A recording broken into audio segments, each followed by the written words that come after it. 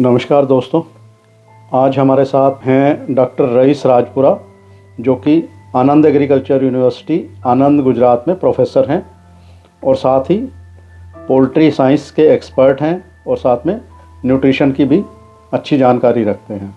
तो आज हम इनसे बात करेंगे पोल्ट्री के सबसे जो ज्वलंत मुद्दा है गट हेल्थ के बारे में।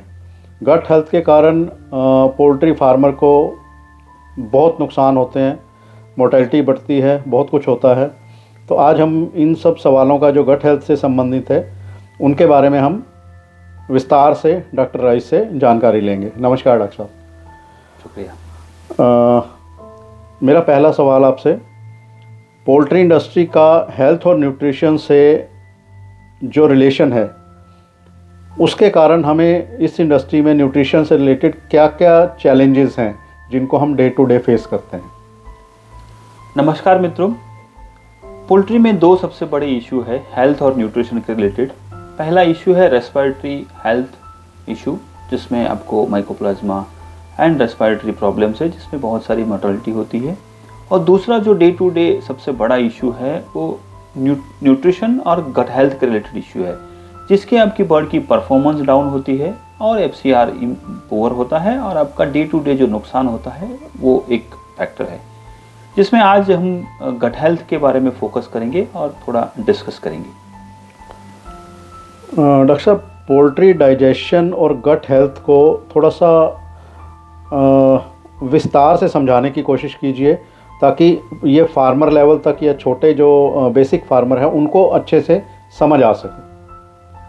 हम जो फीड बनाते हैं वो फीड बर्ड्स को देते हैं। फीड बर्ड जो है वो फीड खाती है, फीड वहाँ से इसके इसोफेगस में जाती है। इसोफेगस के बाद उसका जो क्रॉप है उसमें फीड स्टोर होता है। उसके बाद जो पेट का जो पहला पार्ट है प्रोवेंट्रिकुलस, उसमें फीड जाता है। वहाँ जो हाइड्रोक्लोरिक एसिड है वो सिक्रीट होता है और फीड थोड़ा सॉफ्ट होता है। उसके बाद फीड जो है आगे उसकी गिजार्ड में जाती है। गिजार्ड का काम है मैकेनिकल ग्राइंडिंग और उसको मैकेनिकल डाइजेशन करना, मैकेनिकल ग्राइंडिंग करना। उसके बाद जो फीड है आगे जाके स्मॉल इंटेस्टाइन, जिसको हम ड्यूडेनम बोलते हैं, उसमें जाती है और वहाँ डाइजेस्टिव एंजाइम्स, जो बर्ड्स का पेनक्रियाज है और जो लीवर है वो एंजाइम प्रोडक्शन करते हैं, वहाँ उसका डाइजेशन होता है।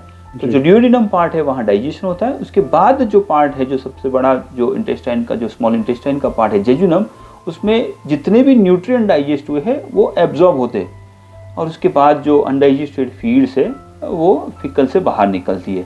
इसमें दो सीका भी है, जिसमें जो फाइबर है उसका डाइजेशन होता है और उसको भी हम आगे देखेंगे।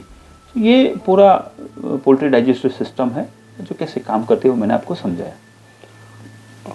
जो हमारा ये गट हेल्थ है उसमें कुछ प्रॉब्लम आती है, जब दिक्कत आती है उसके जो कंपोनेंट्स अभी आपने बताए हैं वो कहा जाता है कि डिस्टर्ब हो गए। ये डिस्टर्ब कैसे होते हैं?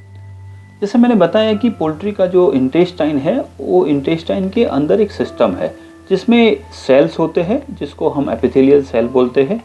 वो एक सेल लेयर है, उसके ऊपर एक म्यूसिन लेयर है, प्रोटेक्टिव म्यूसिन लेयर है इंटेस्टाइन के अंदर, और एक माइक्रोबायोटा है।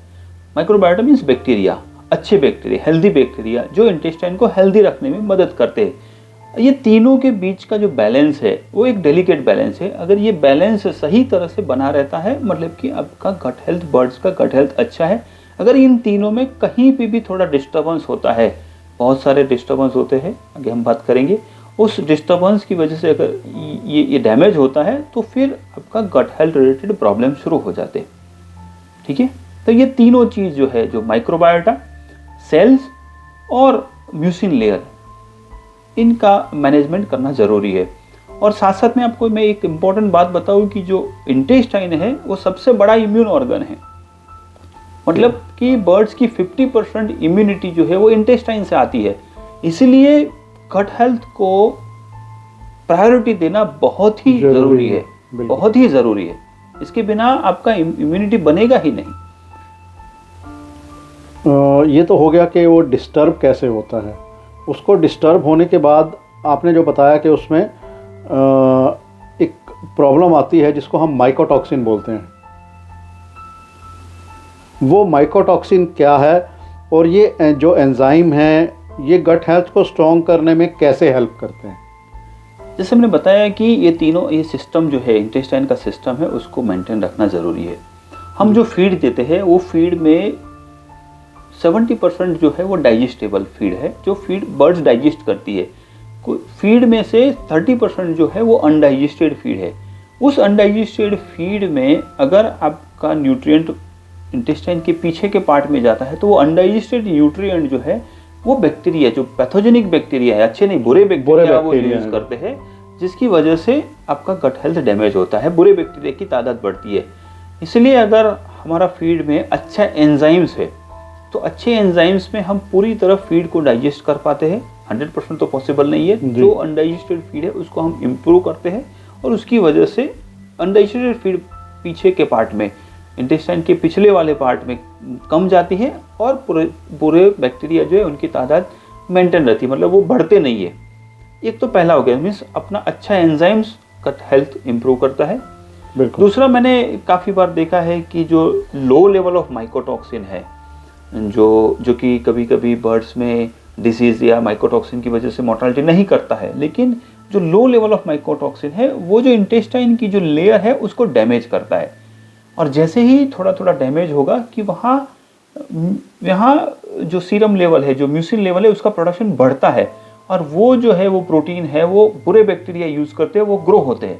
तो माइकोटॉक्सिन का लेवल भी आपको मेंटेन करना है फीड में से। अगर माइकोटॉक्सिन फीड में आ रहा है, कोई भी फीड ऐसा नहीं है जिसमें माइकोटॉक्सिन नहीं है, माइकोटॉक्सिन आता है, तो वो आपको एनालाइज करके आपको अच्छा माइकोटॉक्सिन बाइंडर यूज़ करना है, जिससे आपका लो लेवल ऑफ टॉक्सिसिटी भी ना रहे उसमें। जो थोड़ी सी है, कुछ है, वो भी ना रहे। बिल्कुल।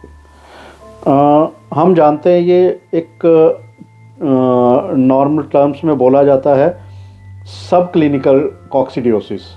ये सब क्लिनिकल कॉक्सिडियोसिस जो है ये गट को कैसे डैमेज करता है?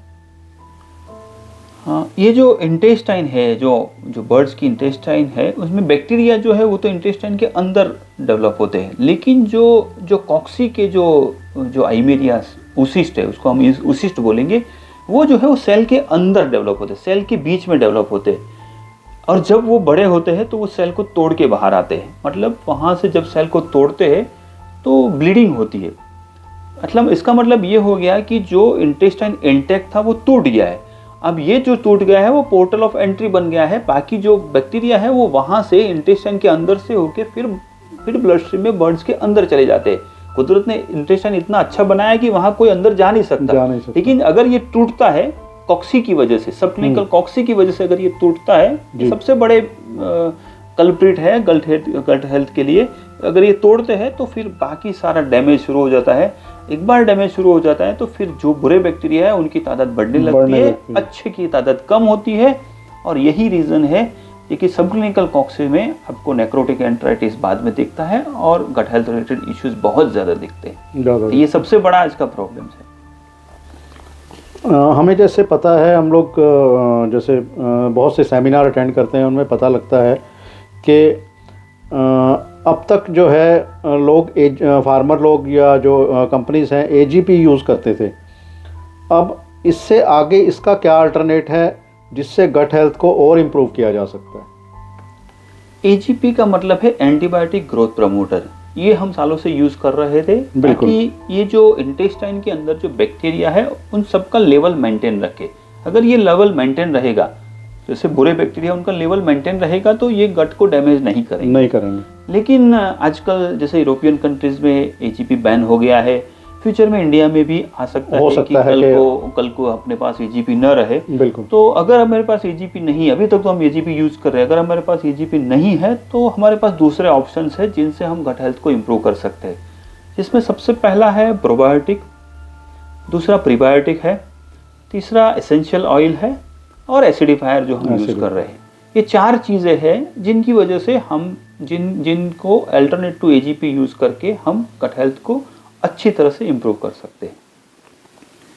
तो जैसे प्रोबायोटिक्स की मैं बात करूं तो बर्ड्स का जो हमारा जो इंटेस्टाइन है, बर्ड का इंटेस्टाइन है, पूरा डाइजेस्टिव सिस्टम बैक्टीरियाज पे निर्भर है। हम मिलियंस ऑफ बैक्टीरिया हमारे और पोल्ट्री के गट में रहते हैं। गट में रहते हैं। जब बच्चा चिक्स पैदा होता है तो उसके इंटेस्टाइन में बहुत कम और एकदम नंबर्स बहुत कम बैक्टीरिया रहते हैं। बिल्कुल क्लीन जैसा ही रहता है, मतलब उसमें जो अच्छे बैक्टीरिया तो बहुत कम होते हैं। इसलिए एक कंसेप्ट है अर्ली एस्टेब्लिशमेंट ऑफ गट माइक्रोबियोटा, मतलब कि जितना जल्दी हो सके उतना बैक्टीरिया को बर्ड्स को देना है, अच्छे बैक्टीरिया, गुड बैक्टीरिया, ताकि जैसे कोई जगह खाली है उस खाली जगह को अच्छे लोग भर देंगे तो वहां बुरे लोग नहीं आएंगे। यही कंसेप्ट है। इसलिए आज की डेट में हैचरी में प्रोबायोटिक्स का स्प्रे हो रहा है। अगर आप हैचरी में प्रोबायोटिक स्प्रे नहीं कर सकते, वो अच्छा रिजल्ट देता है, तो आप जब चिक्स ट्रांसपोर्ट होता है तब उसको प्रोबायोटिक दीजिए, जेल फॉर्म में दीजिए या जेली फॉर्म में दीजिए। अगर वो भी पॉसिबल नहीं है इंडिविजुअल फार्मर पे, तो जैसे ही चिक्स आपके फार्म पे आता है पहले दिन सबसे पहला पानी जो है वो अच्छे प्रोबायोटिक्स के कंसंट्रेशन का होना चाहिए, जिसमें लैक्टोबैसिलस, बैसिलस, बाइफाइडोबैक्टीरियम, ये जो बैक्टीरिया है उनका पानी उनको मिलना चाहिए। कम से कम 2 से 3 दिन तक जो हम पानी देते हैं उस पूरा बैक्टीरिया जो लैक्टोबैसिलस प्रोबायोटिक बैक्टीरिया वाला है वो पानी मिलना चाहिए, जिसकी वजह से उसका जो इंटेस्टाइन में सारा अच्छे बैक्टीरिया का एस्टेब्लिशमेंट हो जाएगा। ओके, तो ये हो गया आपको। और इसको फिर मेंटेन करना है फीड में गुड अच्छा कॉम्बिनेशन बैक्टीरिया प्रोबायोटिक देके इसको मेंटेन करना है। हमें जो फीड में टॉक्सिन बाइंडर को कंट्रोल करने के लिए बहुत सारे ऑप्शंस हैं। उसमें एक टॉक्सिन बाइंडर है। टॉक्सिन बाइंडर बहुत तरह का है, कैसा क्वालिटी होनी चाहिए, किस तरीके का यूज़ करना चाहिए, जिससे कि बर्ड के गट हेल्थ पे उसका पॉजिटिव असर आए। जैसे मैंने बताया कि लो लेवल ऑफ माइकोटॉक्सिन है वो गट को डैमेज करते हैं। उसमें बहुत सारे टॉक्सिन्स फीड में होते हैं, जैसे अफ्लाटॉक्सिन है, ऑक्राटॉक्सिन है, सेलोन है, डॉन है, T2 है।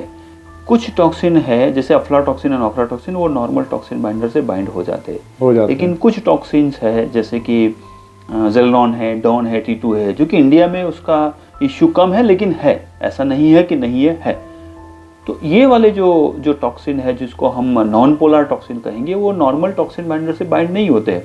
तो उनके लिए आपको थोड़ा स्ट्रेटजी चेंज करके हायर एंड वाले टॉक्सिन बाइंडर है जिसमें मैनन ओलिगोसैकेराइड्स है, उस टाइप के टॉक्सिन बाइंडर पे जाना पड़ेगा, जिससे जो आपका होलिस्टिक अप्रोच जो है वो गट हेल्थ के लिए बनेगा।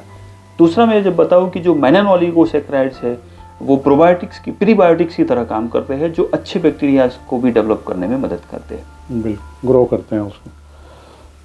थैंक यू डॉक्टर साहब, धन्यवाद आपका बहुत बहुत जानकारी के लिए। पर अगर हम इस सारे सवाल जवाब को जो अभी हमने डिस्कस किया है, अगर उसका हम कोई सार निकालना चाहें, एक निचोड़ निकालना चाहें, तो उसको आप कुछ थोड़े से शब्दों में कुछ बताना चाहें तो वो क्या हो सकता है? अगर मैं ये सारी चीज़ जो गट हेल्थ रिलेटेड इश्यूज़ है उसको हम रैप अप करूँ या एक लाइन में बताना चाहूँ, तो पहले तो हमें डैमेज रोकना है सर। सो डैमेज हम रोकेंगे कैसे कि हम अच्छा एंजाइम्स यूज़ करेंगे ताकि अच्छी तरह डाइजेशन हो, जिसमें NSPAs आ गए और अच्छे प्रोटीएज आ गए तो आपकी डाइजेशन अच्छी होगी। माइकोटॉक्सिन बाइंडर अच्छे यूज़ करना है ताकि डैमेज ना हो। पहले तो हमें डैमेज रोकना है, डैमेज ना हो वो कम रहा है, तो माइकोटॉक्सिन बाइंडर अच्छे होने चाहिए। और तीसरा आपका एंटीकॉक्सीडियल प्रोग्राम जो है ना एकदम सटीक होना चाहिए। आपको एंटीकॉक्सीडियल प्रोग्राम पे बहुत ध्यान देना है। आपका जो रोटेशन प्रोग्राम है, जो डॉक्टर साहब जो आपका जो जिस हिसाब से फॉर्मुलेशन में लिखा है उस हिसाब से आपको एंटीकॉक्सीडियल रोटेशनल प्रोग्राम मेंटेन करना है, कैसे एंटीकॉक्सीडियल बदलना है ताकि जो कॉक्सी रिलेटेड इश्यूज है सब वो कम हो जाए। तो ये तो हो गया डैमेज रोकना है, तो ये तो हमने डैमेज रोक लिया। दूसरा माइक्रोबायोटा एस्टेब्लिशमेंट के लिए मैंने प्रोबायोटिक्स की बात की, वो हम कर सकते हैं, प्रोबायोटिक्स की बात कर सकते हैं। हम लोग एसिडिफायर्स को भी यूज़ कर सकते हैं जिसकी वजह से गट का pH लो रहेगा। जब pH लो रहेगा तो ऑब्वियसली अच्छे जो बैक्टीरिया जैसे लैक्टोबैसिलस है वो लो pH में बढ़ते हैं, मतलब अच्छे बैक्टीरिया की तादाद बढ़ेगी। और लो pH में जो क्लोस्ट्रीडियम है, इकोलाई है, साल्मोनेला है, ये जो बुरे बैक्टीरिया उनकी तादाद कम होती है, तो अल्टीमेटली आपका गट हेल्थ इंप्रूव होगा। और अगर डैमेज होता है किसी वजह से, तो जैसे मैंने बताया एंट्रोसाइट्स डैमेज होते हैं, तो उसको रिपेयर करने के लिए या उसका जो मेंटेनेंस है उसके लिए हम ब्यूटेरिक एसिड भी यूज़ कर सकते हैं, वो भी एक हमारे पास ऑप्शन है। और अगर हमारे पास AGP नहीं है और अगर अल्टरनेट टू AGP यूज़ करना है, तो आज की डेट में एसेंशियल ऑयल जो है हम लोग इंडिया में हाँ। हम लोग स्पाइसेस और उसके बारे में बहुत बात करते हैं, हर्ब्स की बात करते हैं, तो हम लोग उसके एक्सपर्ट हैं। हम लोग हर्ब्स के एक्सपर्ट है सालों से। एंशियंट इंडियन हिस्ट्री हमारा जो है पूरा हर्ब्स बेस ही है, Based है, हमारा पूरा बिल्कुल। आयुर्वेदा हर्ब्स बेस है। बिल्कुल। तो हर्बल का जो नॉलेज है उसमें हम यूज करके गट हेल्थ पोल्ट्री को हम गट हेल्थ इंप्रूव कर सकते हैं। एसेंशियल ऑयल है, जैसे एसेंशियल ऑयल है, जैसे ऑयल फीड वाला ऑयल नहीं, एसेंशियल ऑयल जैसे ऑरेगेनो है, अजवाइन है, उसको जब बॉईल करके जो ऑयल निकलता है वो ऑयल जो है वो सीधा जो पैथोजेनिक बैक्टीरिया उनको कंट्रोल करने में काम करता है। वो कॉक्सी को भी कंट्रोल करता है। और आपको हम सबको मालूम है जब हम ये हर्ब्स खाते हैं तो हमारा डाइजेस्टिव पावर भी बढ़ता है, डाइजेशन भी बढ़ता है। तो एक तरह से वो डाइजेशन को भी इम्प्रूव करते हैं। तो अगर डाइजेशन इम्प्रूव होगा तो ऑब्वियसली गट हेल्थ अपने आप इम्प्रूव होना ही है। बिल्कुल। सो धन्यवाद आपका डॉक्टर साहब, बहुत बहुत शुक्रिया। आपने बहुत अच्छी और बहुत लाभप्रद जानकारी जो है फार्मर के हित के लिए और फार्मर को दी है, तो आपका बहुत बहुत धन्यवाद। Thank you. शुक्रिया।